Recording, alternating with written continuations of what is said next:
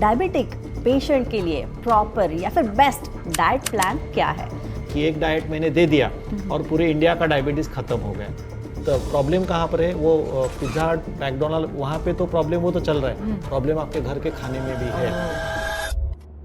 Food कौन से form में आप खा रहे हो ये भी इसमें इंपॉर्टेंट है। 2 पराठे खाए तो उसमें से ही 500 कैलोरीज जाए। चिप्स का एक बड़ा पैकेट अगर आप देखोगे तो उसमें 485 कैलोरीज होते हैं। अगर बिस्किट का एक छोटा का पैक उसका भी 454 कैलोरीज होते हैं। शुगर वाली बीमारी नहीं, कार्बोहाइड्रेट का मेटाबॉलिज्म डिस्टर्ब होने की बीमारी। तो प्रोटीन ऐसी चीज़ है कि आपने खाई और अगर बॉडी ने उसको यूटिलाइज नहीं किया तो बॉडी से बाहर निकल जाती है। लेकिन कार्बोहाइड्रेट ऐसे नहीं है। कार्बोहाइड्रेट को नहीं इस्तेमाल किया तो वो मेरे शरीर में फैट बढ़ाएगा, उसको चर्बी बढ़ाएगा और ये जो फैट बढ़ता है वो फैट मेरे शरीर में इंसुलिन का रेजिस्टेंस क्रिएट करता है।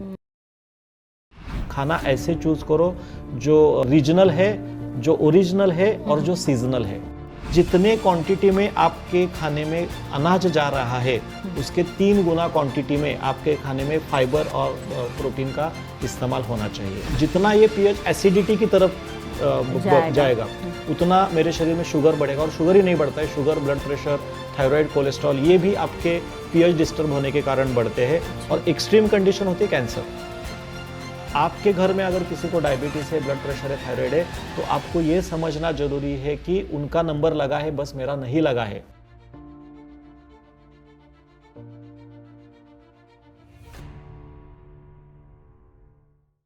हेलो, नमस्कार, आदाब। मैं हूं स्नेहा और आप देख रहे हैं diabetes free forever Hindi का यह हमारा ब्रांड न्यू पॉडकास्ट जिसका नाम है डियर डायबिटीज़। दोस्तों, हम इस पॉडकास्ट में डायबिटीज़ के बारे में सारे पहलुओं का विचार करने वाले हैं, सारे पहलुओं के बारे में जानने वाले हैं। और आज हम जानने वाले हैं डायबिटीज़ के लिए प्रॉपर डाइट प्लान है या नहीं, और है तो क्या है। और इसी के लिए हमारे साथ है वेल नोन डायबिटोलॉजिस्ट और डायबिटीज़ रिवर्सल एक्सपर्ट जो कि पुणे से बिलोंग करते हैं, डॉक्टर भाग्येश कुलकर्णी हमारे साथ है। उनका स्वागत करते हैं। डॉक्टर, स्वागत हमारे इस पॉडकास्ट पे। अब हम जानने वाले हैं कि डायबिटीज़ के लिए प्रॉपर डाइट प्लान क्या है। क्योंकि क्या होता है दोस्तों कि जब भी हमारे पास कोई हमारे घर का व्यक्ति जिसको डायबिटीज़ है या डायग्नोस हो जाता है, उसके बाद हमारे घर में सजेशन देने वालों की मानो लाइन सी लग जाती है। हमारे काकी, नानी, हमारे दोस्त, हमारे फ्रेंड्स सारे आ के हमें बता देते हैं कि भाई ये खाओ, ये मत खाओ, इससे परहेज़ करो। तो ये सब हम जानने वाले हैं कि डायबिटिक पेशेंट के लिए प्रॉपर या फिर बेस्ट डाइट प्लान क्या है। तो डॉक्टर, फिर एक बार आपका स्वागत। डॉक्टर, मैंने काफ़ी बार ये देखा है, अब मेरी माँ की ही केस के बारे में बात करें तो मेरी माँ को जब डायबिटीज़ डायग्नोस हुआ था तो चीनी एकदम से बंद हो गई थी, मीठा खाना उसका बंद हो गया था। क्योंकि ये भी बोला जाता है कि डायबिटीज़ का असली कारण होता है खाना, आपके किचन से ओरिजिनेट होता है डायबिटीज़। तो काफ़ी सारी चीज़ें माने थी जिससे माँ ने परहेज़ किया था, मीठा हो या फिर मीठे फल भी हो तो उसने सब त्याग दिए थे। तो सबसे पहले मैं यही जानना चाहती हूँ कि डाइट, इसके बारे में काफ़ी सारे मिसकंसेप्शन होते हैं कि डाइट क्या होता है, भूखा रहना या प्रॉपर इंग्रेडिएंट वाला खाना खाना। डाइट क्या होता है सबसे पहले? नहीं, डाइट अगर हम डायबिटीज़ की बात करेंगे तो बहुत एक सबसे बड़ी जो गलतफहमी है या फिर सबसे बड़ा जो मिसकंसेप्शन है, ग्लूकोज के वजह से डायबिटीज़ हुआ है। राइट। तो ग्लूकोज ये एक कारण है। ग्लूकोज ये मतलब ओनली ग्लूकोज ये रीज़न नहीं है। जैसे आपने चीनी की बात की, लाइक बहुत सारे लोगों को लगता है कि डायबिटीज़ हुआ तो बस मैंने चीनी बंद कर दी, मैंने ग्लूकोज खाना बंद कर दिया या फिर शक्कर बंद की तो डायबिटीज़ मेरा ठीक हो जाएगा। तो हमें ये समझना है कि कोई भी खाना हम खाते हैं तो उसके 2 इंपॉर्टेंट कंपोनेंट्स होते हैं। एक को बोला जाता है मैक्रो न्यूट्रिएंट्स और दूसरे को बोला जाता है माइक्रो न्यूट्रिएंट्स। और मैक्रो न्यूट्रिएंट्स में जो सबसे इंपॉर्टेंट चीज़ें आती है जिसमें कार्बोहाइड्रेट, प्रोटीन एंड फैट, ये 3 चीज़ें मैक्रो न्यूट्रिएंट्स, मतलब जो बोल सकते हैं जिसकी तादाद हमारे खाने में ज़्यादा होनी चाहिए। हमारे जो सारे बिल्डिंग ब्लॉक्स है, बोन्स, मसल्स या फिर जो भी इंपॉर्टेंट हमारे शरीर में ऑर्गन्स है, उसको न्यूट्रिशन मिलने के लिए कार्बोहाइड्रेट की भी जरूरी है, प्रोटीन की भी जरूरी है और फैट की भी जरूरी है। उसके सिवा हमारे खाने में माइक्रो न्यूट्रिएंट्स जो आते हैं वो हमें विटामिन और मिनरल्स के थ्रू आते हैं।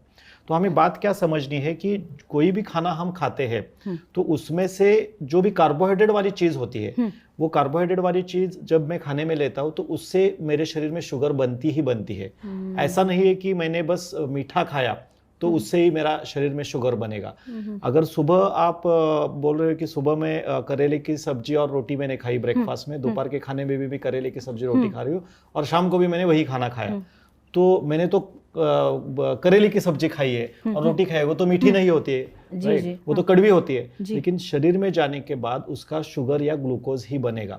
डिफरेंस क्या होता है, अगर मैं कोई रिफाइंड शुगर खाता हूँ तो वो ज्यादा बनता है, कम समय में ज्यादा बनता है, और अगर मैं दूसरा कोई कार्बोहाइड्रेट वाला जिसमें अनाज आएगा, या फिर सबसे इंपॉर्टेंट जो अनाज के साथ जब हम बात करते हैं स्टार्च, या फिर आपने फ्रूट्स की जैसे बात की, तो फ्रूट्स में से भी फ्रुक्टोज होता है। सो जो भी खाना हम खाते हैं उसमें से जो 70-80% जो खाना, अगर इंडियन डाइट की बात करेंगे हम, तो हमें बचपन से ही खाने में कार्बोहाइड्रेट ज़्यादा खाने की आदत है। तो डायबिटीज को शुगर के मेटाबॉलिज्म में तकलीफ होने से ज़्यादा हमें ये बोलना चाहिए कि कार्बोहाइड्रेट का जो मेरा मेटाबॉलिज्म है, और जहाँ जहाँ से खाने में कार्बोहाइड्रेट आता है उसका शुगर बनेगा, और वो शुगर मेरी बॉडी डाइजेस्ट नहीं कर पाती है, इंसुलिन रेजिस्टेंस के वजह से, इंसुलिन के प्रतिरोध बढ़ने के कारण से, या फिर टाइप 1 डायबिटीज में बहुत पेशेंट्स में होता है इंसुलिन ही नहीं तैयार होता है। तो ये शुगर वाली बीमारी नहीं, कार्बोहाइड्रेट का मेटाबॉलिज्म डिस्टर्ब होने की बीमारी है। तो हमें ये समझना पड़ेगा, अगर मुझे डायबिटीज हुआ है और मुझे उसको ठीक करना है या फिर मुझे उसको कंट्रोल करना है, तो जब तक मेरे शरीर में इंसुलिन का रेजिस्टेंस, मतलब मेरे शरीर में कार्बोहाइड्रेट को डाइजेशन करने वाली जो क्षमता है वो अगर कम हो गई है, तो वो जब तक नॉर्मलाइज नहीं होती है तब तक मुझे कार्बोहाइड्रेट जो मेरे खाने में जहाँ जहाँ से आते हैं उसको कम करने हैं, और ऐसे कार्बोहाइड्रेट खाने हैं जो मेरे शरीर में स्लोली डाइजेस्ट होते हैं, वो शुगर को एकदम से नहीं बढ़ाते हैं। ये हमें सबसे पहले समझना पड़ेगा।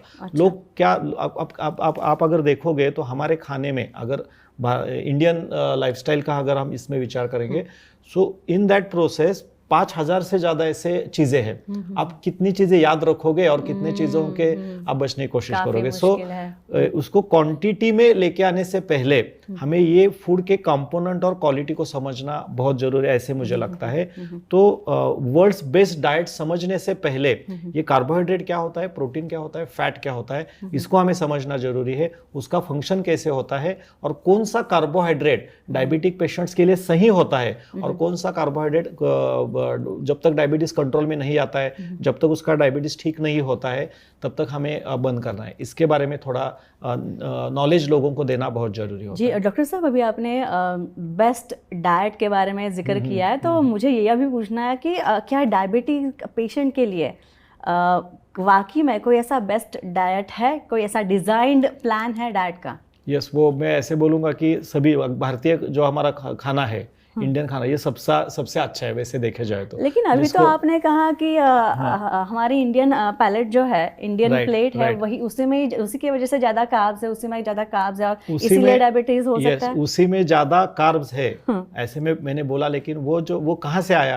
या अभी जो हम खाना खा रहे हैं, बहुत सारे डायबिटीज के पेशेंट्स मेरे पास आते हैं, वो बोलते हैं कि हमारे दादा परदादा तो 4-4 रोटियां खा जाते थे, वो दूध भी 1-1 लीटर पी जाते थे, और उनको कुछ नहीं होता था, वो दाल रोटी ही खाते थे। तो आप क्यों हमें बता रहे हो कि अनाज कम खाओ, ये करो, फाइबर ज्यादा खाओ? तो उनको ये बताना पड़ता है कि आपने आपके दादा परदादा का एग्जाम्पल दिया, तो वो उतनी रोटियां खाते थे, लेकिन आप अगर थोड़ा देखोगे तो वो रोज 12 किलोमीटर 13 किलोमीटर वो खेत में चल के जाते थे, वहां पे पूरे दिन भर वहां पे वो श्रम करते थे और फिर वापस चल के आते थे। आज मुझे सब्जी लेने के लिए जाना है तो मैं गाड़ी निकाल के जाता हूँ, राइट। तो पुराने जो लोग थे वो उसको पचा सकते थे, उनमें वो क्षमता थी, उनमें उतनी एक्टिविटी थी, उनका जो कंजम्पशन था वो 2500 कैलोरीज तक था, लेकिन वो जो उनकी जो एक्टिविटी थी वो भी उतनी तादाद में थी। अभी हम 40-45 मिनट्स का एक्सरसाइज करेंगे, वो भी हफ्ते में 4 दिन, और मैं अगर रोज 2000 कैलोरीज खा रहा हूँ तो वो एक्स्ट्रा जो कार्बोहाइड्रेट मेरे शरीर में आता है उसका डाइजेशन हमारा बॉडी नहीं कर पाता है। कार्बोहाइड्रेट ऐसी चीज है, इसको हमारे जो सेल्स है, जो कोशिकाएं है, इसको इस्तेमाल करना जरूरी है। अगर मैं उसको इस्तेमाल नहीं कर रहा हूँ तो वो पूरा फैट में कन्वर्ट होता है। प्रोटीन या फिर अगर अच्छे क्वालिटी का फैट का अगर मैं इसके बारे में कंपैरिजन करूंगा तो प्रोटीन ऐसी चीज है कि आपने खाई और अगर बॉडी ने उसको यूटिलाइज नहीं किया तो बॉडी से बाहर निकल जाती है, लेकिन कार्बोहाइड्रेट ऐसे नहीं है। कार्बोहाइड्रेट को नहीं इस्तेमाल इस्तेमाल किया तो वो मेरे शरीर में फैट बढ़ाएगा, उसको चर्बी बढ़ाएगा, और ये जो फैट बढ़ता है वो फैट मेरे शरीर में इंसुलिन का रेजिस्टेंस क्रिएट करता है। तो इसलिए अगर मुझे डायबिटीज हुआ है तो मुझे सबसे पहले ये एक्सेप्ट करना पड़ेगा कि मेरे शरीर में कार्बोहाइड्रेट का जो मेटाबॉलिज्म है उसमें कमियां है, वो उसके अच्छी तरह से उसका मेटाबॉलिज्म नहीं हो पा रहा है। तो जब तक मेरा इंसुलिन रेजिस्टेंस नहीं घटता है, जब तक वो नहीं कम होता है, तो एटलीस्ट फॉर दैट पीरियड, उतने पीरियड के लिए मुझे कार्बोहाइड्रेट को रिस्ट्रिक्ट करना है और इमीडिएटली उसको बंद करने की जरूरत नहीं है। सबसे पहले हमें ये देखना है कि मेरे शरीर में ऐसी कौन सी चीज़ें जा रही है, मेरे किचन में ऐसी कौन सी चीज़ें हैं जो मेरे शरीर में ये कार्बोहाइड्रेट का या फिर शुगर ज़्यादा बढ़ा रही है। तो उसके लिए मैं हमेशा इसका एक शॉर्ट फॉर्म में बताता हूँ कि you have to avoid MRPs। ऐसी कोई भी चीज़ नहीं खानी है जो रिफाइंड है, ऐसी कोई भी चीज़ नहीं खानी है जो पॉलिश्ड है, ऐसे कोई भी चीज़ नहीं खानी है जो पैक्ड है। क्योंकि कोई भी जो चीज़ पॉलिश्ड होती है, कोई भी चीज़ जो पैक्ड होती है, कोई भी चीज़ जो रिफाइंड होती है, जिसको साइंटिफिक भाषा में ग्लाइसेमिक इंडेक्स ज़्यादा, ग्लाइसेमिक इंडेक्स जिस चीज़ का, हाँ जी, ग्लाइसेमिक इंडेक्स जिस चीज़ का ज़्यादा होता है उसको सिंपल कार्बोहाइड्रेट्स बोला जाता है। और सिंपल कार्बोहाइड्रेट जब मेरे शरीर में जाते हैं तब उसको डाइजेस्ट करने के लिए शरीर को ज़्यादा टाइम नहीं मिलता है। ये मतलब कैसे कि विदाउट एनी इंटीमेशन आपके घर में मेहमान आ गए तो आपका क्या हो जाता है, लाइक अगर आपको इंटीमेशन दिया है कि मेरे घर में कल 3 लोग आने वाले, तो अकॉर्डिंग टू दैट आप आपके घर की सारी प्लान कर सकते हो। अगर आपको नहीं पता 10 लोग एकदम से आपके घर में आ गए तो आप मैनेज कर पाते हो, लेकिन क्या हो जाता है, कायोस हो जाता है। सो मैं ये बताना चाहता हूँ कि जब भी आप डाइट के बारे में या फिर इसके बारे में सोचते हो तो ऐसा कोई भी एक डाइट नहीं है कि एक डाइट मैंने दे दिया और पूरे इंडिया का डायबिटीज खत्म हो गया। मुझे ये समझना पड़ेगा कि हर एक का डायबिटीज के अनुसार, हर एक व्यक्ति के अनुसार, उसके रीजन के अनुसार, उसका जो जहाँ पे रहता है या फिर उसका लाइफस्टाइल कैसे, अकॉर्डिंग टू दैट हमें सबसे पहले ये समझना जरूरी है कि उसके खाने में सुबह से लेकर रात तक उसका खाना के स्टाइल क्या है। जैसे आपके खाने की लाइफस्टाइल आपके जॉब के हिसाब से, आपके जो ट्रैवलिंग हो सकता है या फिर आपका जो कल्चर जो होता है वो पहले मुझे समझना पड़ेगा। और हमेशा हम ये क्या कहते हैं कि सबसे पहले आपको इमीडिएटली कार्बोहाइड्रेट रिस्ट्रिक्शन के ऊपर नहीं आना है। कैसे होता है कि अगर मैंने आपको बता भी दिया कि चलो भाई ये ऐसे ऐसे करना है और कल से आपको पूरे कार्बोहाइड्रेट बंद करने हैं, आप 9 दिन 10 दिन करोगे, बाद में बोलोगे, भाग जाओगे, बोलोगे नहीं मुझसे नहीं हो रहा है। सो हमेशा मैं क्या कहता हूँ कि initially you have to replace, इसको R3 का फॉर्मूला सभी लोगों को मैं यहाँ पे सभी दर्शकों को ये बताना चाहता हूँ कि कार्बोहाइड्रेट के बारे में 3 R आपको याद रखने हैं। सबसे पहले जो R होगा वो रिप्लेसमेंट का होगा। आपको इमीडिएटली उसको रिस्ट्रिक्शन पे नहीं लेके आना है, पहले रिड्यूस करना है, रिड्यूस करके उसको रिप्लेस करना है और रिप्लेस करने के बाद आप उसको रिस्ट्रिक्ट कर सकते हो। सो जो खाना अगर हम देखते हैं आज के, हम खाने की इंडियन फूड की थाली अगर देखेंगे तो उसमें हमारे खाने में राइस बहुत ज़्यादा होता है, राइस के नीचे फिर रोटी आती है, फिर रोटी से कम आपकी सब्जी रहती है और थोड़े क्वांटिटी में, इतने क्वांटिटी में फाइबर खाते हैं हम। तो 70% बीच में Indian council of medical research ने इसके बारे में पूरा रिसर्च किया था। सो साउथ की तरफ आप देख सकते हो, नॉर्थ की तरफ देख सकते हो या फिर वेस्टर्न पश्चिम बंगाल तक भी गए तो सभी जगह पे, यहाँ नीचे गए तो वो इडली डोसा ज़्यादा रहता है, नॉर्थ में गए तो पराठा ज़्यादा खाने में रहता है और यहाँ पे गए तो राइस रहता है। इवन हमारे महाराष्ट्र के कोस्टल रीजन पे भी हमने देखा तो वहाँ पे भी ज़्यादा राइस है। तो हो क्या गया है कि हमारे खाने के थाली में 70% से ज़्यादा कार्बोहाइड्रेट है। तो Indian council of medical research ने क्या बताया कि अगर आपको डायबिटीज़ है और आपका डायबिटीज़ आपको ठीक करना है तो ये जो क्वांटिटी है, जो कार्बोहाइड्रेट की क्वांटिटी जो 70% जा रही थी उसको आपको 44% से लेके, मतलब 40% से नीचे लेके आनी है। और जो डायबिटिक रिवर्सल के जो स्टडीज प्रेजेंट हो गए जिसमें लोगों का डायबिटिक रिमिशन हुआ है, पूरी तरह से डायबिटीज डाइट के थ्रू ठीक हुआ है, उन्होंने तो बोला है कि लेस देन 20% लेके आओ, मतलब 10 या 15% ही कार्बोहाइड्रेट रखना है। तो मैंने जब इसके बारे में स्टडी किया, जब पेशेंट्स मेरे पास आते थे तो ये बहुत एक्सट्रीम हो गया। 10 to 20% तक लेके आना, मतलब आधे रोटी पे हम जिंदा नहीं रह सकते। मतलब यू कैन इमेजिन, पूरे दिन भर के खाने में से 800 कैलोरीज जाने चाहिए पूरे दिन भर से। लोग तो एक ही खाने में हमारे 700 कैलोरीज हो जाते हैं। आप मतलब यू विल गेट सरप्राइज, अगर 2 प्लेट पोहा मैंने खाया है, राइट, या फिर ब्रेकफास्ट या फिर 2 पराठे खाए तो उसमें से ही 500 कैलोरीज जाएंगे। चिप्स का एक बड़ा पैकेट अगर आप देखोगे चिप्स का तो उसमें 485 कैलोरीज होते हैं। 1 बिस्किट, अगर पार्ले जी या फिर कोई भी आपका ऐसे अगर बिस्किट का एक छोटा ये ले सकते हो आप, उसका पैक, छोटा पैक जिसमें 10 बिस्किट्स हो सकते हैं, उसका भी 454 कैलोरीज होते हैं। अच्छा। सो अगर बहुत ज़्यादा रिफाइंड है तो उसके कैलोरीज काउंट आप देखो। और हमें बताया क्या गया था, जो डायरेक्ट स्टडी है डायबिटीज रिमिशन स्टडी, उसमें ये बताया गया 800 कैलोरीज पे, तो ये इंडियन इसमें तो पॉसिबल ही नहीं है। और जो Indian council of medical research ने बताया, वो उन्होंने बोला कि 50 एटलीस्ट 50% 40% तक लेके आओ। तो हमने एक इसमें डिजाइन कर दिया कि मुझे लगा कि 50% भी थोड़ा ज़्यादा हो रहा है और 10% मतलब बहुत ज़्यादा रिस्ट्रिक्टेड हो रहा है। सो ये अगर मैं 30-35% तक अगर लेके आ सकता हूँ, और उन्होंने ये भी आगे बताया कि आप कार्बोहाइड्रेट का रिस्ट्रिक्शन करके उस जगह पे खाने में आप प्रोटीन बढ़ाओ 10%, और फाइबर का जो इस्तेमाल है आपके खाने में वो अगर आप बढ़ाते हो तो आपका डायबिटीज़ बहुत जल्दी कंट्रोल में आ सकता है, और आगे जाके अगर आपने उसको मेंटेन किया तो वो ठीक भी हो सकता है। अच्छा, लेकिन डॉक्टर साहब, अभी आपने कहा कि आपको तुरंत परहेज नहीं करना है किसी भी चीज़ से, राइट। लेकिन अल्टीमेटली मैं फाइबर रिच फूड खाऊं या फिर प्रोटीन रिच खाऊं या फिर और कोई कार्बोहाइड्रेट्स खाऊं, अगर मैं सही मात्रा में लेती हूं, अल्टीमेटली जो कुछ भी मेरे खाने से मेरे पेट में जाने वाला है उस सबका शुगर तो बनने वाला है। Am I right? Yes. तो अगर सबका ही शुगर बनने वाला है तो वापस से कंफ्यूजिंग सवाल ये आता है कि खाए तो क्या खाए। राइट, मैं उसके ऊपर भी आऊंगा। हाँ, तो उसके बारे में थोड़ा सा नहीं, बताइए। सभी का शुगर बनता है, लेकिन वो शुगर बनने के बाद डाइजेस्ट होने के लिए शरीर को थोड़ा टाइम देना पड़ता है। मतलब कैसे कि सपोज एक व्यक्ति डायबिटिक का है, राइट, वो तो कोई मीठा नहीं खाता है, और दूसरा उसके घर में ही व्यक्ति है जो मीठा खाता है, समझो उसने गुलाब जाम खाए या फिर जलेबी खाई, तो उसका 2 घंटे के बाद हम जब शुगर चेक करते हैं तो उसका शुगर का स्तर नॉर्मल दिखता है।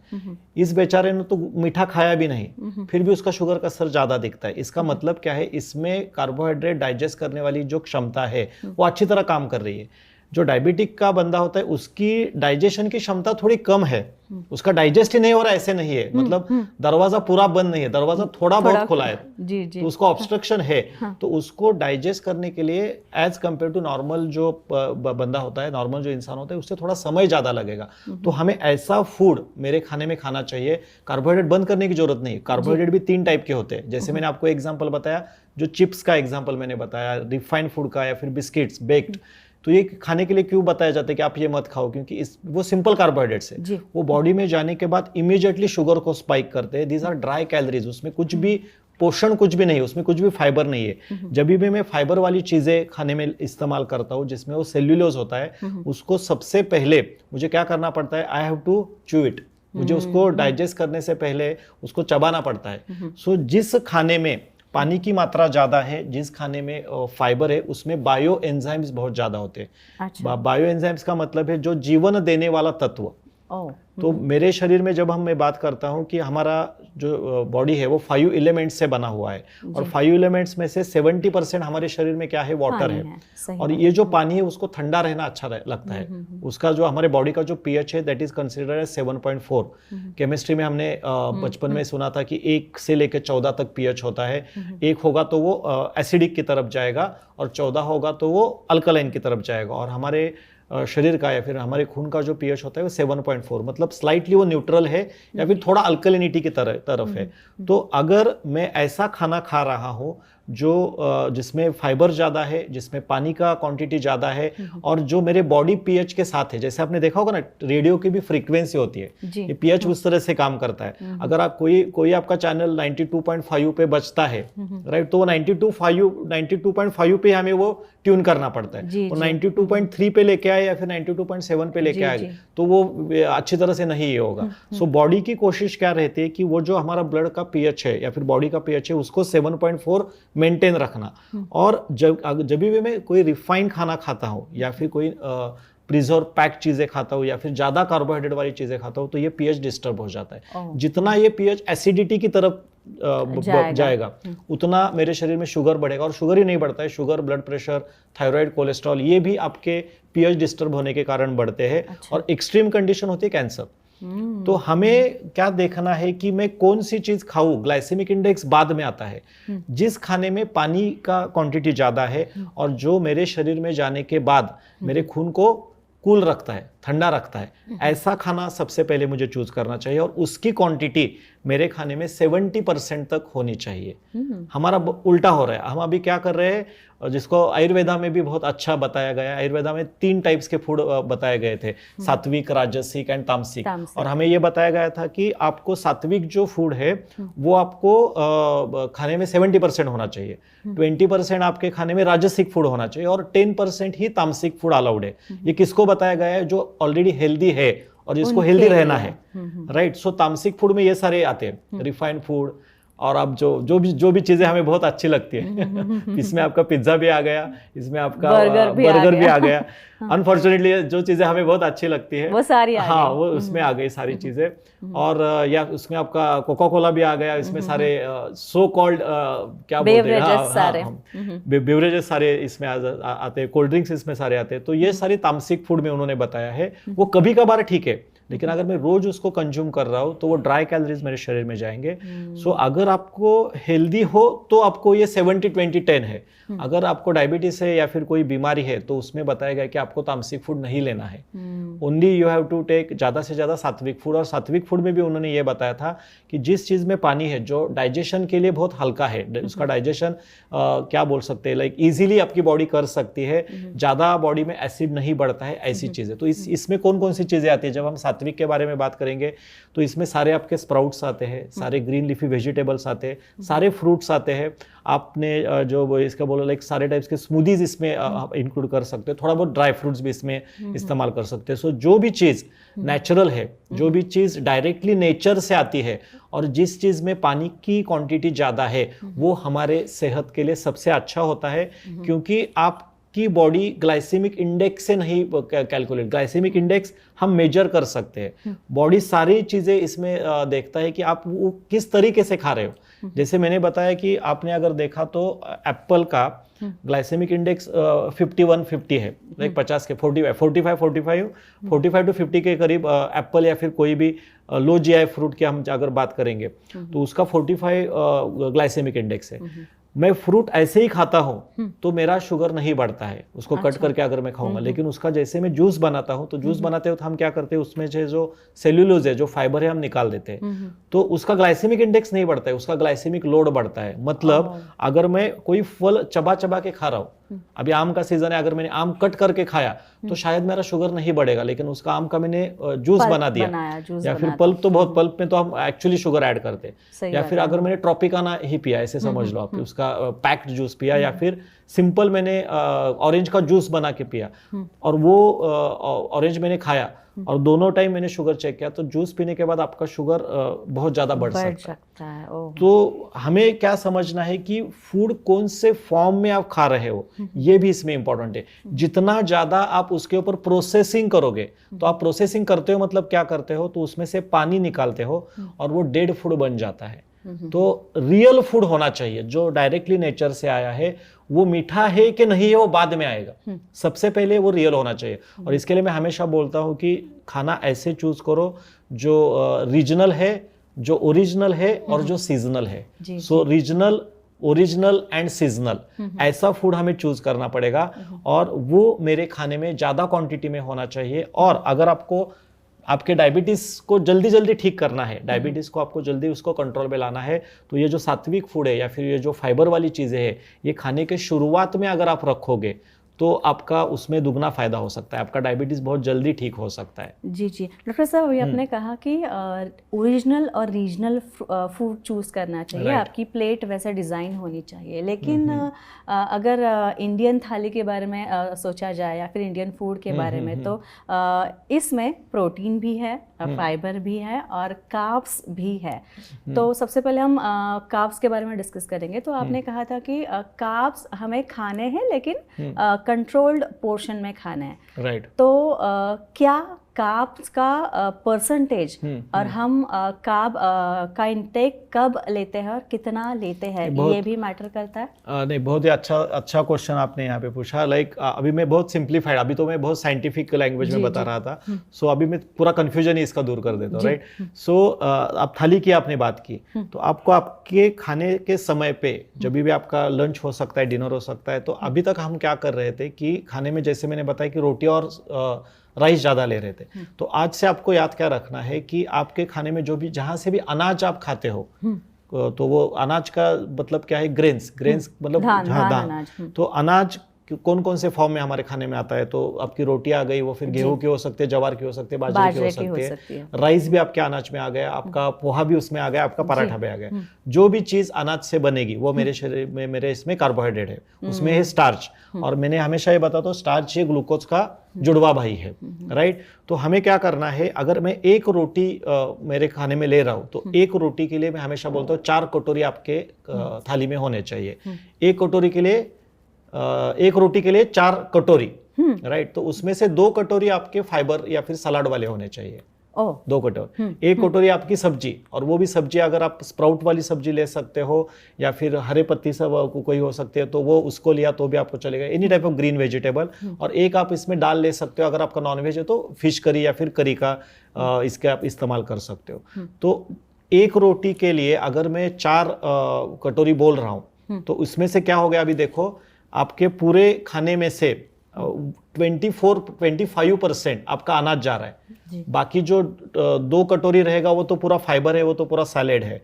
1 कटोरी आपका जो जाएगा वो करी के फॉर्म में या फिर दाल के फॉर्म में जाएगा, वो आपका प्रोटीन जाएगा। और अगेन आप जो सब्जी ले रहे हो वो शायद आपकी कोई मिक्स वेजिटेबल सब्जी हो सकती है, या फिर हरे पत्तेदार सब्जी हो सकती है, या फिर स्प्राउट हो सकते हैं। तो उसमें भी आपको प्रोटीन मिलेगा और एडिशनल थोड़ा बहुत फाइबर ही मिलेगा, थोड़ा बहुत स्टार्च इसमें से भी आएगा। तो हम क्या बोलते हैं कि आपको रोटी की क्वांटिटी कम करने की जरूरत नहीं है। हर रोटी के साथ ये जो 4 कटोरी वाला प्रिंसिपल है, ये आपको याद रखना है। तो अगर एक रोटी के लिए मैं 4 कटोरी ले रहा हूं, तो अगर मुझे 2 रोटी खाने तो कितने कटोरी होने चाहिए? 8 कटोरी होने चाहिए। 3 रोटी अगर मैं ले रहा हूं तो मुझे कितने लेने चाहिए? 12 कटोरी। तो जितने क्वांटिटी में आपके खाने में अनाज जा रहा है, उसके 3 गुना क्वांटिटी में आपके खाने में फाइबर और प्रोटीन का इस्तेमाल होना चाहिए। तो इसको मैं हमेशा बोलता हूँ 40-30-20 का प्रिंसिपल। 40-30-20, 40% आपके खाने में आपको फाइबर रखना है और वो खाने के शुरुआत में खाना है। 30% आप कुक्ड ले सकते हो। और वो जो सलाद का जो कंपोनेंट होता है, जब मैं 40% रॉ बोलता हूँ तो बहुत सारे लोगों को लगेगा मुझे तो दांत ही नहीं है और मुझे ऐसा प्रॉब्लम है, इतना नहीं खा पाएंगे। 40% मतलब ऑलमोस्ट आपका आधा खाना हो गया। जी, राइट। हमें इतनी आदत नहीं होती। आप मतलब अप्रोक्सीमेटली अगर आप देखोगे, अगर एवरेज वेट का हम बोलेंगे तो 70 to 80 kg इंडियन इसमें वेट होता है आपका, राइट। तो 70-80 kg के हिसाब से 200 ग्राम इतना सैलेड हो गया।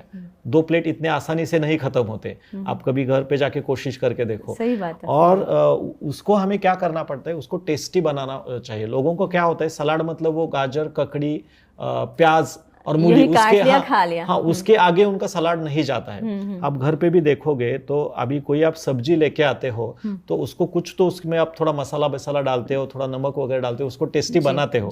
और आपके घर पे अगर खाना बनता है तो उसके लिए आधा घंटा 1 घंटा आप समय देते हो, राइट। और वो खाना अभी तक आप अच्छी तरह से मतलब आप भी खा सकते थे, आपके घर वाले भी खा सकते थे।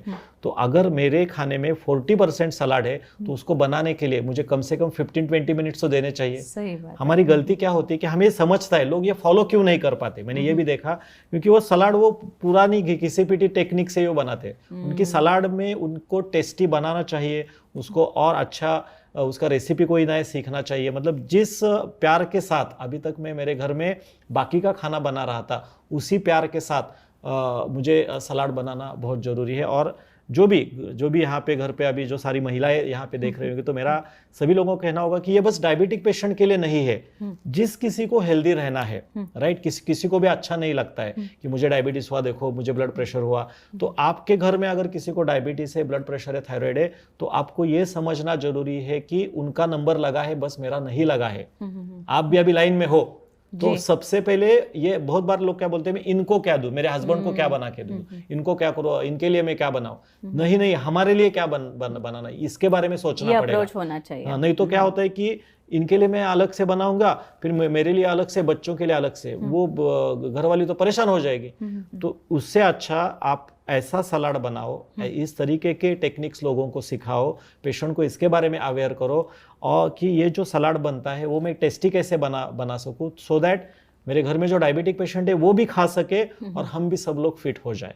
तो सलाद में गाजर, ककड़ी, मूली, इससे आगे भी हमें बढ़ना चाहिए। जो भी ग्रीन वेजीज अभी तक हम ऐसे कढ़ाई में डाल के फ्राई करके खा रहे थे, उसको थोड़ा कच्चा खाने की आदत हमें करनी चाहिए। जी, लेकिन डॉक्टर साहब एक फाइबर रिच फ्रूट के बारे में खास तौर पर एक मिसकंसेप्शन ये भी है कि हमारा मानवीय शरीर जो है वो कच्चा खाना हजम करने के लिए नहीं बना है।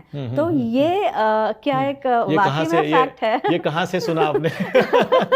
इनफैक्ट हमारा जो बिल्डअप हुआ है वो कच्चा खाने के लिए है। Like we are not prepared for ये जो बोले ना कुक्ड फूड ये कंसेप्ट नहीं है। अगर आप देखते हो तो we are more close towards vegetarian. कोई भी आप अगर देखोगे, गाय देखोगे या फिर कोई हाथी देखोगे या फिर कोई भी वेजिटेरियन आप देखोगे तो वो रॉ ही खाते हैं। इनफैक्ट जिस जंगली प्राणियों के बारे में हम बात करते हैं फॉरेस्ट में, वो भी रॉ ही खाते हैं। वो कभी देखा है कि शेर ने बोला कि चलो भाई थोड़ा आज चिकन फ्राई खाता हूँ या फिर ये करके खाते हैं। सो हमारा रचना उस तरीके से नहीं हुआ है। वो हमने क्या कर दिया, हम थोड़े आलसी है, थोड़े नहीं बहुत ज्यादा आलसी है। तो हमारे लिए जो हमें जो ये दांत दिए हैं, हमें जो टीथ है वो चबा चबा के खाने के लिए दिए हैं, ये हम भूल गए। Like in the course of revolution हमारा ज़्यादा तो अगर जो बॉडी का जो पूरा निर्माण है या फिर बॉडी का, तो कौन से ऐसे लोग हैं कि जिनको नहीं खाना चाहिए, जिनको दांतों में तकलीफ है या फिर जिनका एजिंग है या फिर जिनके किडनी का कुछ प्रॉब्लम है, किडनी स्टोन्स है, यूरिक एसिड अगर ज़्यादा बढ़ता है तो उनको कच्चा नहीं खाना, उनको बॉईल करके दे सकते हो। तो थोड़ा उसको आप बोले ना स्टीम करके, तो ज़्यादा आप उसको कढ़ाई में डालोगे, उसको तेल वगैरह परोसेंगे तो उसका क्या हो जाता है। हमें बचपन में ये भी बताया गया है कि कोई भी फूड को 46 डिग्री या फिर उससे ज़्यादा हम जलाते हैं तो उसमें से 80% न्यूट्रिशन निकल जाता है, लाइफ निकल जाती है। 20% से बचता है। तो ये गलत है, 80% न्यूट्रिशन नहीं निकलता। 80% न्यूट्रिशन निकलता है, यहाँ तक सही है, वो निकल नहीं जाता, वो स्टार्च में कन्वर्ट होता है। अच्छा। तो आपको अभी तक लगता होगा कि मैं तो घर का ही खाना मैं खा रहा हूँ। बहुत सारे डायबिटिक पेशेंट जो हमारे पास आते हैं तो वो बोलते हैं डॉक्टर आप तो बोल रहे हैं ये रिफाइंड फूड के वगैरह बारे में, तो हमें डायबिटीज होना या फिर उससे पहले भी हमने ना कभी पिज्जा हट गए, हम मैकडोनल्ड गए, ना कभी हमने ब्रेड बिस्किट वगैरह खाया है, फिर भी मुझे कैसे हो गए। तो उनको ये बताना पड़ता है अभी तक जो आप खाना खा रहे हो उसमें से 90% जो खाना है आप घर पे खा रहे हो, आप तो कभी 5-10% ही बाहर खा रहे हो। तो प्रॉब्लम कहाँ पर है, वो पिज्जा हट मैकडोनल्ड वहाँ पे तो प्रॉब्लम वो तो चल रहा है, प्रॉब्लम आपके घर के खाने में भी है। आप जो खाना खा रहे हो वो कुक्ड चीजें ज्यादा खा रहे हो। अच्छा। आप जब भी किसी चीज को फायर के नीचे या फिर फायर पे ये कर देते हो, उसको उबालते हो, तो उसमें जो न्यूट्रिशन जो बोला जाता है कि पूरा खत्म हो जाता है, न्यूट्रिशन कन्वर्ट हो जाता है स्टार्च में। तो आपकी जो पकाई हुई सब्जी है तो उसमें से 10-20% न्यूट्रिशन है, लेकिन बाकी आप अभी तक क्या खा रहे थे, स्टार्च। और स्टार्च आपके शरीर में आपने डाला तो उसका क्या बनने वाला है, आगे जाके ग्लूकोज ही बनने वाला है। ओनली डिफरेंस क्या है कि मुझे वो शुगर दिखता नहीं है या फिर टेस्ट के लिए लगता नहीं है। तो इसके अपोजिट काम फाइबर करता है। जब मैं उसको परोसता नहीं हूँ, जब मैं उसको उबालता नहीं हूँ, जब मैं उसको कुक नहीं करता हूँ, तब जो भी मेरे खाने में जो फाइबर आएगा उसमें बायो एंजाइम्स होते हैं। अच्छा। उसमें सेल्यूलोज होता है, और ये जो सेल्यूलोज होता है ये जब हमारे सलाइवा के साथ मिक्स होता है तब जाके कार्बोहाइड्रेट का डाइजेशन अच्छी तरह से होता है। हमारे कार्बोहाइड्रेट का 70% डाइजेशन माउथ पे होता है, और जो भी हम अनाज खाते हैं वो हमारे माउथ में नहीं रहता है। आप अगर देखोगे राइस रहेगी, रोटी रहेगी, उसको हम कहाँ चबाते हैं, हम डायरेक्टली उसको निगलते हैं। तो क्या इसका इसलिए मतलब उल्टा करना है। तो डॉक्टर क्या इसका मतलब हम ये भी समझे कि खाने से ज्यादा हम वो खाना कैसे बना रहे हैं, इसके ये भी एक रीजन है। सबसे पहले क्वांटिटी के ऊपर हमें आना है कि मुझे क्वांटिटी सबसे पहले 40% से कम लेके आनी है, और दूसरा फिर क्वालिटी के ऊपर हम बात करेंगे कि भाई कौन से क्वालिटी का, जितना हो सके कॉम्प्लेक्स कार्बोहाइड्रेट वाला फूड हम इसमें इस्तेमाल करेंगे। और इससे भी काम नहीं बनेगा, मैथमेटिक्स से मैंने जैसे बोला बॉडी नहीं बने चलेगी, आपको ये नई आदतें सीखनी पड़ेगी। वहाँ पे डाइट एक्सपर्ट का रोल आता है, वहाँ पे डाइटिशियन का रोल आता है, वहाँ पे ये हमारे जैसे डॉक्टर लोगों का रोल आता है कि लोगों को हम ये सिखाते हैं कि भाई शुगर बंद करो, ये बंद करो, वो बंद करो, लेकिन क्या करना है, लोग वो बंदा परेशान हो जाता है, यार मेरा तो पूरा जिंदगी खराब कर दिया है, ये भी मत खाओ, ये भी मत खाओ, ये भी मतलब खाए तो क्या खाए, तो उसको क्या खाना है, क्या सही है, क्या गलत है, ये सिखाने से काम नहीं बनेगा। जो भी सही चीजें है, चाय बंद करो बताना इजी है ना, लेकिन चाय के जगह पे अगर मैंने उसको बेटर रिप्लेसमेंट दिया, मैं अनाज छोड़ दो बताना इजी है, कितने दिन सह पाओगे, लाइक आपको किस तरीके से अनाज खा सकते हो। तो राइस बंद करो। बहुत सारे लोगों की गलतफहमी है कि राइस बंद करना पड़ता है, ऐसे नहीं है। राइस का क्वांटिटी अगर आपने कम किया और उसको वेजिटेबल या फिर करी के साथ आपने अगर अच्छी तरह से मिक्स करके खाया, तो हम हमारे इसमें क्या बताते हैं कि अभी तक आप क्या कर रहे थे कि आपके राइस में ऊपर से दाल या फिर करी डाल रहे थे, अभी आज से उल्टा करो। बाउल में पूरा करी ले लो, उसमें 3-4 चम्मच राइस डालो, 3-4 चम्मच, तो आपको राइस खाने का भी आपका ये कम हो जाएगा। कुछ बहुत सारे लोग ब्राउन राइस खाने की कोशिश करते हैं, वो कोई बोलता है होल व्हीट का, मैंने ये प्री मिक्स आटा लिया। इतना भागदौड़ करने की जरूरत नहीं है, राइट। आपको ब्राउन राइस यूज करो, अच्छा है। तो अगर आप सही तरीके से देखोगे तो ब्राउन राइस का ग्लाइसेमिक इंडेक्स हमारे व्हाइट राइस से ज्यादा है। मतलब हाँ, मतलब या फिर सिमिलर है, इसका कुछ 68 होगा, इसका 70 होगा। तो फिर भी ब्राउन राइस क्यों रेकमेंड किया जाता है? लेकिन आप ब्राउन राइस का देखोगे तो ब्राउन राइस, अगर मैं व्हाइट राइस इतना क्वांटिटी में 2 कटोरी खा सकता हूँ, तो ब्राउन राइस आप 2 कटोरी में मतलब नहीं खा सकते। आपको 1 कटोरी में, क्योंकि उसके ऊपर जो कवर होता है ब्राउन राइस के ऊपर, वो फाइबर का कवर होता है। 7 to 8% उसके ऊपर फाइबर होता है। तो उसके वजह से क्या होता है, उसको उबालने के लिए भी हमें टाइम लगता है और खाने के लिए भी उसको हमें चबा चबा के खाना पड़ता है। तो इट इज नॉट अबाउट कि मैंने ब्राउन राइस यूज किया या व्हाइट राइस यूज किया। First of all it is all about quantity, कितने क्वांटिटी में आपने लिया, और दूसरा किस तरीके से आप उसको खा रहे हो। आपका जो रेगुलर राइस है, रेगुलर राइस को आपने वेजिटेबल के साथ मिक्स करके खाया तो ये अलग बनेगा। पोहा भी है, अब पोहा के बारे में हम बात करें तो पोहा किससे बनता है? राइस से ही बनता है। लोग बोलते हैं मैंने राइस छोड़ दिया और रोज सुबह में पोहा खा रहा हूँ, तो कोई फायदा नहीं है। तो अगर आपको पोहा ही खाना है, आपको राइस ही खाना है, तो mix it with the vegetables. या फिर मैंने जिस तरीके से बताया, करी ज्यादा ले लो, आपका जो स्प्राउट है वो इसमें मिक्स करो। तो इंस्टेड ऑफ दिस थिंग, अगर मुझे कभी बाहर भी खाना है तो प्लेन राइस की जगह पे मैं क्या कोशिश करूंगा, वेजिटेबल पुलाव लेने की कोशिश करूंगा। या फिर उसके आगे अगर जा रहा हूँ, या फिर फ्राइड राइस वगैरह होते हैं जिसमें मिक्स वेजिटेबल ज्यादा होते हैं, उस तरीके का राइस लेने की कोशिश करूंगा। सो कोई भी चीज आपको बंद करने की जरूरत नहीं होती है, उसका तरीका चेंज करना है। कब तक ये तरीका चेंज करना है? जब तक मेरा इंसुलिन रेजिस्टेंस कम नहीं होता है। बस खाना कम करने से आपका डायबिटीज ठीक नहीं होगा। आपका खाना आपके इसमें जो है वो सही खा रहे थे, इससे पहले भी आप पचा सकते थे, राइट। अभी आपका क्या होगा, इंसुलिन रेजिस्टेंस बढ़ा हुआ है, इसके वजह से बॉडी उसको पचा नहीं पा रही। तब तक आपको बॉडी को कोऑपरेट करना है। सो जो मैंने 40-30-20 में बताया, तो 40% के बारे में हमने बात की। 40% आपको खाने में स्प्राउट्स ज्यादा लेने, सैलेड, और ये तीनों बार कर सकते हो आप। मतलब सुबह जब हम ब्रेकफास्ट की बात करेंगे तो ब्रेकफास्ट से पहले कम से कम आपको 200 मतलब 1 या 2 प्लेट कोई भी सीजनल फ्रूट कट करके खाना है। उसके ऊपर आप कोकोनट की ग्रेवी वगैरह ऐड कर सकते हो, पोमेग्रेनेट उसके ऊपर थोड़े अनार के इसमें डाल सकते हो, तो उसका टेस्ट अच्छा बनता है। तो पहले फ्रूट से आप सुबह शुरुआत करो। अगर आपका शुगर बहुत ज़्यादा होता है, शुगर अगर आपका 200 के ऊपर है, आपका HbA1 से ज़्यादा है, तो पहले 3-4 महीने जब तक आपका शुगर कंट्रोल में नहीं आता है, तब तक आप मीठे फ्रूट ज़्यादा मत खाओ। मीठे फ्रूट का मतलब क्या होता है कि जिसका ग्लाइसेमिक इंडेक्स 55 से ज़्यादा है। तो जिसमें चीकू आता है आपका, या फिर आपका आम का सरप्राइजिंगली आम का 56 है, लेकिन तो 51 to 56 है। काफी बार ना, तो आम तो चलेगा, आम खा सकते हो, सीजन में होना चाहिए। तो आम अगर कट करके खाते हो तो बहुत लोगों का ये है कि उससे ज्यादा, मतलब आम से ज्यादा तो कभी कभी बनाना का या फिर पपाया का होता है, वैसे देखा जाए तो। वाटरमेलन, बहुत लोगों के मिसकंसेप्शन है, वाटरमेलन चलता है, लेकिन वाटरमेलन का 78 है।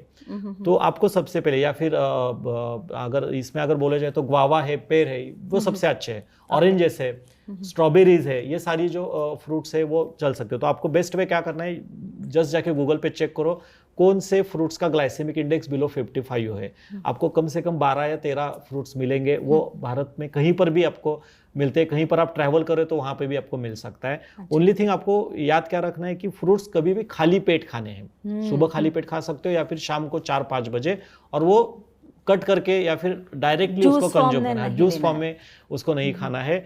दूसरा आपका लंच होगा या फिर डिनर होगा, उसकी शुरुआत ही आपको 1 या 2 कटोरे सलाद से, आइदर आपको रॉ सलाद से शुरू करो, रॉ सलाद आपको नहीं आपसे पॉसिबल है तो उसको बॉईल करके ले सकते हो।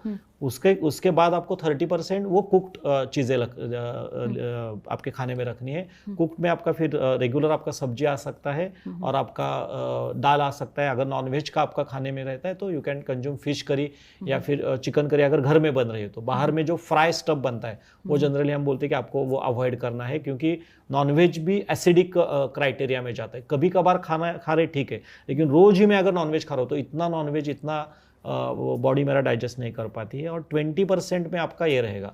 तो 40-30-20 आप देखोगे तो कितना हो गया, 90% हो गया। तो 10% क्या करना है, तो 10% पेट खाली रखना है, पूरा इधर तक खाना आने तक नहीं करना है। थोड़ा डायबिटिक पेशेंट्स को भूख से खाना कम रखना है, ऐसे बोला जाता है। आयुर्वेदा या फिर हमारे एनेशिएंट साइंस में भी बोला गया है कि आप अगर थोड़ा पेट मतलब थोड़ा भूखा रहोगे तो वो आपकी सेहत के लिए अच्छा रहता है, क्योंकि डाइजेशन भी उससे अच्छा बनता है और शुगर एकदम से नहीं बढ़ती है। अच्छा डॉक्टर, अभी यहाँ पे एक और इम्पॉर्टेंट पॉइंट है प्रोटीन का। अब प्रोटीन इंटेक में भी वेज डाइट ले या नॉन वेज ले, तो इस दोनों के बारे में क्या कहेंगे कि क्या फिर ये मान के चले कि जो डायबिटिक है उन्होंने नॉनवेज खाना ही नहीं चाहिए? नहीं, ऐसा नहीं मैं बोलूँगा कि आपका बचपन से आपके किस तरीके से आपका ये है। मतलब आप अगर लाइक वेस्टर्न इसके वेस्ट बंगाल, पश्चिम बंगाल वहाँ से हो तो मे बी उनके खाने में रोज फिश होता है, तो इमीडिएटली उनको बंद करना डिफिकल्ट हो जाएगा। सो मैं हमेशा ये बोलता हूँ कि प्रोटीन हमारे जो रेगुलर खाने में, इंडियन खाना बहुत सही है। तो अगर आप इसकी मतलब व्हीट की रोटी भी बोल रहे हो या फिर पीनट्स हमारे खाने में आते हैं, तो वहाँ पे होता है सारे वेजिटेबल्स में हमारे इसमें प्रोटीन होता है। अगर आप जो दाल जो आपके खाने में होते हैं उसमें भी प्रोटीन आपको मिलता है। तो इंडियन खाने में वैसे तो डायबिटिक पेशेंट को कुछ अलग से प्रोटीन लेना है, इसकी जरूरत नहीं। Even Indian council of medical research ने भी उनके इसमें बोला है कि 10% प्रोटीन आपको बढ़ाना है। अभी ओवरऑल लोग प्रोटीन डिफिशिएंट है, लेकिन उनके खाने में प्रोटीन डिफिशिएंसी ज़्यादा नहीं है। वो प्रोटीन वाला खाना वो उनके इसमें ज़्यादा इस्तेमाल नहीं करते हैं, क्योंकि हमारा पेट अभी तक कार्बोहाइड्रेट से ज़्यादा भरते थे। सो जैसे आपका कार्बोहाइड्रेट कम होगा, जैसे आप आपके खाने में फाइबर और वेजिटेबल्स बढ़ाओगे, वहाँ से भी आपको प्रोटीन आएगा। बहुत सारे फ्रूट्स में भी रहता है, ड्राई फ्रूट्स, आप बादाम का इस्तेमाल कर सकते हो आपके खाने में। फिग्स हो सकते हैं, तो फिग्स में भी अच्छे क्वालिटी में प्रोटीन होता है। देन आगे से जाके आपको सप्लीमेंट की जरूरत नहीं। अगर आप आपकी प्रेगनेंसी है या फिर आप एथलीट हो तो आपको बाहर से प्रोटीन की जरूरत होती है। अदरवाइज इंडियन खाने में जो प्रोटीन है वो हमें अच्छी तरीके से मिलता है। आपके खाने में अगर आपने सही रोज आपका खाने में दाल इस्तेमाल कर रहे हो, सब्जियां इस्तेमाल कर रहे हो, पीनट्स का इस्तेमाल कर रहे हो, तो वहां से आएगा। उसके लिए मुझे नॉनवेज ही खाना चाहिए ऐसे कुछ नहीं। ये नॉनवेज खा रहे हो तो उसमें एक अच्छा ऑप्शन है, क्योंकि एक का ग्लाइसेमिक इंडेक्स 0 है। तो अगर आप एक व्हाइट एग खा रहे हो तो वो अच्छा ऑप्शन हो सकता है। 100 ग्राम चिकन की अगर हम बात करेंगे, लेकिन वो चिकन कैसे होना चाहिए, वो ग्रिल्ड या फिर बॉइल्ड चिकन होना चाहिए। हमारे इसमें उसको क्या करते हैं, फ्राई, उसमें स्पाइसेस और ऑयल भी डालते हैं। तो क्या हो गया, वो प्रोटीन से ज्यादा हमारे शरीर में फैट चला जाता है। तो if you are taking grilled या फिर बॉइल्ड चिकन अगर 100 ग्राम ले रहे हो तो उसमें 31 मतलब ग्राम, हर 100 ग्राम के पीछे 30% ऑलमोस्ट प्रोटीन आपके बॉडी में जाता है। तो वो भी एक अच्छा सोर्स हो सकता है। लेकिन मैं हमेशा ये बोलता हूँ कि उसके लिए आपको नॉन वेजिटेरियन नहीं बनना। मतलब बहुत सारे लोग बोलते हैं कि मैं नॉन वेजिटेरियन इसलिए खा रहा हूँ प्रोटीन के लिए। लोग नॉनवेज प्रोटीन के लिए नहीं खाते, वो टेस्ट के लिए खाते हैं। सही बात है, तो तो प्रोटीन के एक्सक्यूज मत दो, मैं ऐसे हमेशा बोलता हूँ, क्योंकि प्रोटीन मिलने के साथ आपको उसके साथ एसिड भी आपके बॉडी में बढ़ेगा, आपका डाइजेशन की गट हेल्थ भी धीरे धीरे वीक होती जाएगी। और जो नॉन वेजिटेरियन प्रोटीन है वो कोलेस्ट्रॉल बढ़ाने के साथ एथेरोस्क्लेरोटिक इफेक्ट दिखाता है। मतलब दोनों का अगर हम डिफरेंस देखेंगे, प्लांट प्रोटीन और एनिमल प्रोटीन, तो प्लांट प्रोटीन में फाइबर ज़्यादा है, एंटीऑक्सीडेंट ज़्यादा है, न्यूट्रिशनल वैल्यू ज़्यादा है, कोलेस्ट्रॉल उससे नहीं बढ़ता है। इनफैक्ट अगर मेरे आर्टरीज में कोलेस्ट्रॉल ट्राइग्लिसराइड है तो उसको घटाने का काम प्लांट प्रोटीन करता है। इसके एग्जैक्ट अपोजिट आपको एनिमल प्रोटीन करेगा। एनिमल प्रोटीन से प्रोटीन मिलेगा, लेकिन इसके साथ ये भी सारी चीजें आपको फ्री ऑफ कॉस्ट आएगी। आपका कोलेस्ट्रॉल बढ़ेगा, ट्राइग्लिसराइड बढ़ेगा। और जब मैं एनिमल प्रोटीन के बारे में बात करता हूँ तो इसमें मिल्क भी आता है। तो मिल्क के बारे में बहुत सारा लोगों का मिथ है कि मिल्क डायबिटिक पेशेंट्स के लिए बहुत अच्छा रहेगा। तो मैं इसके एग्जैक्टली अपोजिट बोलता हूँ, अगर एनिमल मिल्क या फिर पैकेट मिल्क आप ले रहे हो तो उसमें से प्रोटीन कैल्शियम आएगा, लेकिन उसके साथ एक केजिन नाम का प्रोटीन भी आपके शरीर में आएगा जो आपके बीटा सेल को डैमेज कर सकता है। फैट आपके बॉडी में आ सकता है, और कोई भी पैकेट वाला मिल्क होता है उसमें स्टार्च भी ऐड किया जाता है। तो मिल्क से भी आपको डायबिटीज जब तक आपका ठीक नहीं होता है तो मिल्क से आपको जितने हो सके दूर रहना है। यस, अगर आपको मिल्क की बहुत ही आदत है तो आप थोड़े दिन के लिए coconut milk, soya milk, vegan milk का थोड़ा बहुत इस्तेमाल कर सकते हो, या फिर अगर देसी गाय का दूध आपके मतलब नज़र के सामने आपको मिलता है कि ये अच्छा है तो उसके बनाए हुए कुछ छाछ वगैरह होता है तो आप ले सकते हो। लेकिन know kind of any hybrid जो गाय का होता है या फिर भैंस का दूध होता है या फिर कोई भी पैकेट वाला दूध होता है वो बिल्कुल नहीं कंज्यूम करना है। और मेरा तो ये कहना है कि बच्चों को भी इसका दूध आपको नहीं देना चाहिए, क्योंकि जिस क्वांटिटी में लोगों में आज डायबिटीज़ बढ़ रहा है, जिस तादाद में डायबिटीज़ बढ़ रहा है, वो बहुत ही कंसर्न वाला चीज़ है। और 101% ये दूध और मिल्क का उसमें रोल पाया गया है। बहुत सारे रिसर्च आर्टिकल्स भी इसके ऊपर है कि there is a direct connection between type 1 diabetes and type 2 diabetes. And जो केजिन का जो मैंने रिलेशन बताया, तो ये डेयरी कंजम्पशन जिन लोगों में ज़्यादा है तो उनमें ट्राइग्लिसराइड भी काफ़ी ज़्यादा पाया गया है और उनमें टाइप 1 और टाइप 2 डायबिटीज़ भी ज़्यादा बढ़ता हुआ दिख रहा है। सो मिल्क जितना हो सके आपको एनिमल मिल्क अवॉइड करना बहुत जरूरी लेकिन है।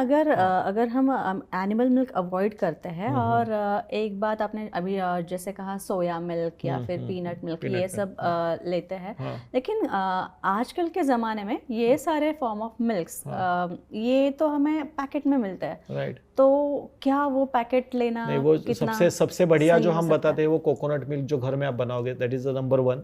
और वो उसका जो पोषण मूल्य है कोकोनट मिल्क का वो सिमिलर टू मदर मिल्क है। मदर मिल्क में जो सारे न्यूट्रिशन मिलते हैं वो सब आप कोकोनट मिल्क में मिल सकते हैं। उसके बाद नंबर आता है बादाम का मिल्क, उसके बाद आता है पीनट। ये तीनों का आप घर पे निकाल सकते हो। और सोया वगैरह का अगर है कभी कभार, लाइक मैंने जैसे बोला कि उतने क्वांटिटी में ठीक है। रोज आप सोया मिल्क पैकेट वाला लाओगे तो उसमें भी प्रिजर्वेटिव आएंगे। तो सबसे नंबर 1 पे आएगा कोकोनट मिल्क। और कोकोनट मिल्क से आप काफ़ी सारी चीज़ें इसमें, लेकिन वो सीखना जरूरी है। कैसे होता है, हमें वो इंडस्ट्री ने, मिल्क इंडस्ट्री ने हमें आलसी बनाया है, राइट, कि हमें सारी चीजें घर बैठे मिल जाती है, हर फ्लेवर का, हर टाइप का इसका। मिल्क। और आजकल कुछ ऑर्गेनिक इसमें कोकोनट पाउडर वगैरह भी आपको मिलता है। तो कोकोनट पाउडर अगर ऑर्गेनिक आपको मिल रहा है तो उससे, या फिर मैंने बीच में एक देखा था पिल्क करके कोई तो ब्रांड मैंने देखा था, वो पीनट एंड इसके मिलेट्स का इस्तेमाल करके या फिर ओट्स का इस्तेमाल करके उन्होंने वो मिल्क का ऑर्गेनिक पाउडर बना के उसका मिल्क बनाया था। बहुत अच्छा टेस्ट था। तो इस तरीके के भी आप इस्तेमाल कर सकते हो अगर आप दूध के बहुत बड़े शौकीन और एक दिन में आपको नहीं ये हो रहा है। और मैं जब बोल रहा हूँ तो उसमें बहुत सारे लोग बोलेंगे फिर दही भी नहीं चलेगा क्या, फिर घी भी नहीं चलेगा क्या? आयुर्वेदा में तो बताया गया है कि घी खाना चाहिए। तो आयुर्वेदा ने घी किसको बताया है? जो बहुत ज्यादा बीमार है या फिर बीमारी से अभी उभर रहा है, या फिर जो पतला है बहुत ज्यादा, या फिर जो एथलीट है, उसको दूध और दूध वाली चीजें बताइए। अगर आपको डायबिटीज है, फिर कोई भी लाइफस्टाइल डिसऑर्डर है जिसको आयुर्वेदा में राजसिक डिसऑर्डर बोला जाता है, आप एक जगह पे बैठे हो, बैठ के मतलब जैसे राजा की तरह आपकी जिंदगी है, एक जब बैठते हो और खाते रहते हो तो। और अगर आपको डायबिटीज है तो सबसे पहले 5 वाइट चीजें उन्होंने अवॉइड करने के लिए बोले, और वो 5 वाइट जो चीजें उसमें सबसे पहला नंबर उन्होंने दूध का दिया है। तो जिस आयुर्वेदा के बारे में हम बात कर रहे हैं तो उन्होंने बताया कि सबसे पहले अगर आपको कोई भी लाइफस्टाइल डिसऑर्डर है तो आपको मिल्क वाली चीज़ें नहीं लेनी है। देन वाइट फ्लोर, मतलब ये सारे अनाज आ गए, राइस आ गए इसमें, फिर मैदा आ गया, फिर आपका वाइट शुगर आ गया, और फिर नमक भी आ गया इसमें। सोडियम का भी इसमें बहुत बड़ा रोल है। जी। तो अच्छा, टू कंक्लूड डॉक्टर साहब, क्या हम ये कह सकते हैं कि एक डायबिटिक पेशेंट के लिए बेस्ट डाइट प्लान या फिर बेस्ट खाने की प्लेट जो है वो सही तरीके से परोसा हुआ खाना, सही तरीके से बनाया हुआ खाना, सही इंग्रेडिएंट वाला खाना और सही मात्रा वाला खाना, सही मात्रा वाला ये है। यस वही खाना है, वो उसके वेट के हिसाब से होना चाहिए। And you need to decide आपका प्लेट कैसे होना चाहिए। मैंने 3 फॉर्मूला इसमें आपको बताए। कार्बोहाइड्रेट में R3 का फॉर्मूला याद रखो, रिड्यूस करो, रिप्लेस करो, रिस्ट्रिक्ट करो। MRPs को पूरी तरह से अवॉइड करो। Milk products, refined, preservative, sugar, salt. खाना खाने के समय 40-30-20 को फॉर्मूला याद रखना है। 40% फाइबर वाली चीज़ें खाने में पहले लेनी है।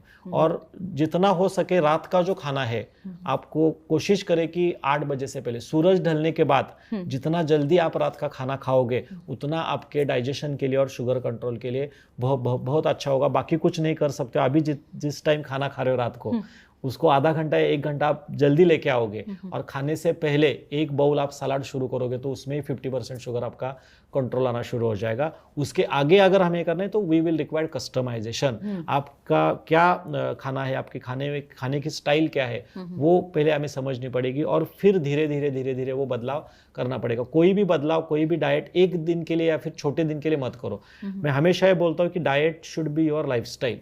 इसको आपको लॉन्ग टर्म के लिए प्लान करना है। कोई भी चेंज आप करोगे तो उसको आपको ये याद रखना है कि मुझे उसको कम से कम 4 साल 5 साल। आजकल बहुत से लोग क्या करते हैं, क्रैश डाइट की तरफ भागते हैं। मैं 3 महीने करके देखता हूँ, मुझे इतना ही वजन कम करना है, ये ज़्यादा काम नहीं करता। वो फिर बॉडी के नहीं, वो बॉडी के साथ, हाँ वो बॉडी के साथ आप खिलवाड़ है, स्कैम करते हो। स्कैम खिलवाड़ भी बहुत कम हो गया कहना, स्कैम कर दिया अपने बॉडी के साथ। सो मैं हमेशा ये बोलता हूँ कि कंसिडर कि ऐसा ही डाइट में बदलाव करो, धीरे धीरे करो। छोटे छोटे चेंजेस हम करेंगे लेकिन वो लॉन्ग टर्म तक फॉलो करेंगे।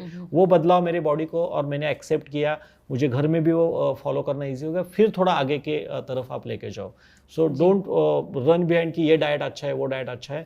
इंडियन डाइट सबसे बढ़िया है। ये जो मैंने क्वालिटी क्वांटिटी के बारे में बात की, इसको आप करके देखो और फिर आपका डायबिटीज एकदम अच्छा कंट्रोल में आएगा। तो आपने जाना कि डायबिटिक पेशेंट के लिए बेस्ट डाइट है सही मात्रा में बना गया हुआ खाना, सही ढंग से बनाया हुआ खाना और सही इंग्रेडिएंट वाला खाना। तो इसके आगे आपकी प्लेट में जब भी आप खाने को लें तो इन सभी मात्राओं का या फिर इन सभी चीज़ों का विचार ज़रूर करें और तभी आप डायबिटीज़ पे मात कर सकते हैं। तो इस एपिसोड में हम यहीं पर रुकते हैं। डॉक्टर आप यहाँ पे आए उसके लिए आपका बहुत बहुत धन्यवाद। Thank you. लेकिन आप हमारे साथ यूं ही बने रहिए क्योंकि अगले आने वाले एपिसोड्स में और आप हम इंटरेस्टिंग फैक्ट्स के बारे में जानने वाले, काफ़ी सारे पहलुओं के बारे में जानने वाले। तो हमारे साथ बने रहिए और देखते रहिए हमारा dear diabetes podcast, diabetes free forever Hindi के इस चैनल पे। नमस्ते।